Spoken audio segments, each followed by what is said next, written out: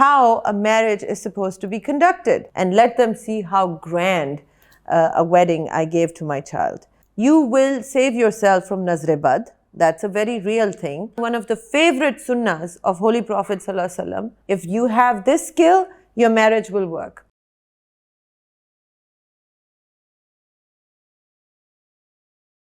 Assalamu alaikum, this is Eram Saeed, and the topic we're going to talk about today is why exactly is it that you're getting married? What is the purpose of the marriage or the wedding?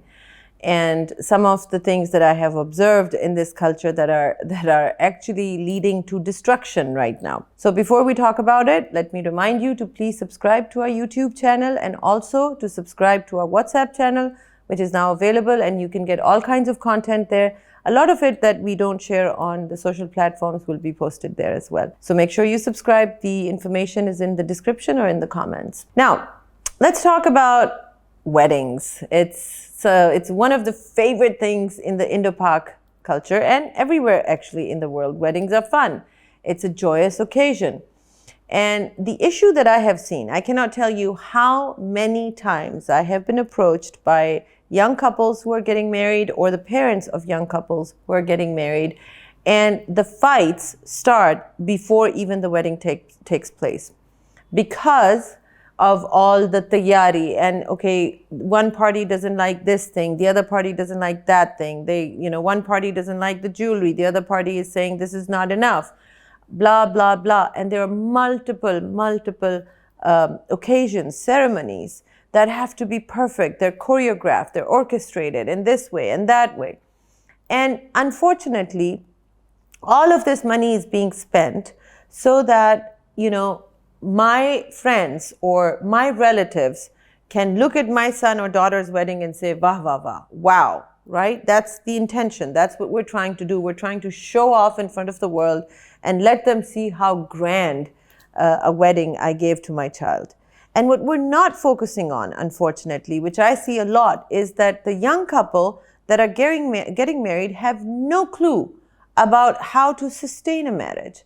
What happens after the wedding is over? What happens after the festivities are over? If they make it to the wedding, because a lot of times the fights start before or during the festivities and ceremonies. If they make it to the wedding, they get married, and soon after that they start having fights because nobody ever taught them how a marriage is supposed to be conducted.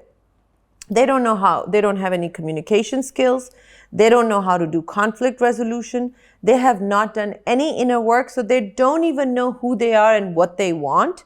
But then the only thing they know is that if they are unhappy, which they will be, then they just know that I can blame it on my partner. For all of my unhappiness, I will blame it on my partner. And then they each go to their parents, and then the parents blame it on each other. And then very quickly the marriage falls apart.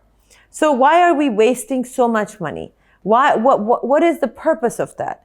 If you want to give your child a grand wedding, you're probably hoping that your child is going to be happy. They're going to be happy in their marriage. Well, that's not how you will guarantee that. As parents, our job is to make sure that we set our children up for success. Where are we doing that? The grand festivities are not going to do that. Actually, they will probably have the opposite effect because of all the fights that happen or all the, things that didn't get done, and the parties hold grudges and give each other's tanas after that. What I'm seeing right now is something interesting because the economy is bad. A lot of the uber rich people are actually deviating from that. They're not doing the super grand weddings right now because they know economy is bad. We should conserve our money. Who are the people who are still spending lavishly on weddings? Are people that are either the nouveau riche or the wannabes or the upstarts, because they have something to prove. They want to prove we have made it. We are now successful. So we want to show our biradari and everybody else that, we have this much money. All of that is not just wastage. It is sadly against the teachings of our religion. And our religion, I know that people say this is, you keep harping about the same thing, about sadgi and about all of those things. But there's such wisdom in all of that. Number one, you will save yourself from nazrebad. That's a very real thing. So when you invite people that don't have all that you have, and you're making sure that it looks so grand and lavish because you want to show off, then there are going to be people who are going to either feel bad that they don't have this, or they're going to be people that are jealous and they're going to say bad things about you. And nobody is ever happy on a wedding, right? Even if you do really lavish wedding and people say, "Wah, wah, wah," behind your back, they're going to say, "Look, what a wastage." They have no shame. They wasted so much money. So there's never ever any conclusive or guaranteed result with trying to please people. They're always going to be displeased with you. So that's a very fruitless game that you're after. Then the other wisdom in adopting sadgi is that you can actually refrain, and you can kind of distract from all the headache and the tension that comes from all these preparations. You know, whenever I have gone to these lavish weddings where they have 20 ceremonies and they start preparing a month in advance, what I see on the faces of the parents and all the family members is exhaustion. By the time they get to the actual wedding day and the walima day, they're exhausted. They cannot wait for the wedding to be over. And the same thing is true for the bride and the groom. So instead of that being a very happy occasion where everybody's joyous, it ends up being a very exhausting, tiring situation where everybody's just ready for it to be over. And you hear the bride and groom saying it too, "We're just so tired, we want this to be over." Then the third benefit is that if you did it with sadgi and you could give that money instead into charity, which is right now very much needed. Families are committing suicide because parents cannot provide food to their children. So they commit suicide as a family. Imagine this is the level of destitution that our public is in. That on the one hand, we are going to do these lavish things, flowers and all those things that are going to go wasted one day, it's done.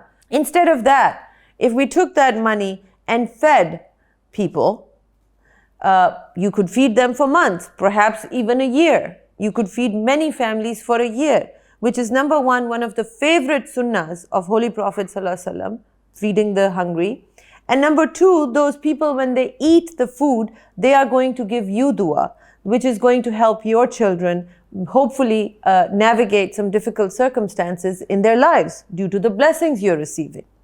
So please pay attention to this. The lavishness, the absolute horrendous show of wealth, just for the sake of showing off, is not only tacky, it is tasteless, and it is now really inhumane. The world is changing. The younger generation is becoming aware. They are not going to see that and remember you as, wow, you know, our parents did something wonderful. They're going to turn back after a few months when they start having fights, and they're going to ask you why you didn't teach them the tools to actually make the marriage work. Why not buy them with that money, buy them some courses? You can put them in my course, 30 Days to Transformation, where they can learn about self-development and communication and conflict resolution. Or don't use my course. There's so many other things you can do. Put them in some kind of a program where they can learn how to communicate with each other and how to do successful conflict resolution. This is the number one key to long-term relationships, is the ability to communicate and the ability to resolve conflict. I can tell you hands down, if you have this skill, your marriage will work. If you don't have this skill, you are doomed for disaster, whether it is right away or maybe a little bit down the road. And these days, nobody's waiting too long like we used to for years and years. The kids are, younger generation is getting divorced very, very quickly. So I hope you will pay attention to that. Pay attention to why is it that you are getting married and why is it that you're getting your children married. If it is for the sake of their long-term happiness, you want to see them happy, then you really need to think about the planning that you're doing for the wedding. And at least, if you're still going to do all the lavish ceremonies and stuff and you're not going to stop, at least get them some kind of help so that they're mature enough to be entering into a relationship, which is one of the cornerstones of a society. I hope this was helpful. Thank you for watching.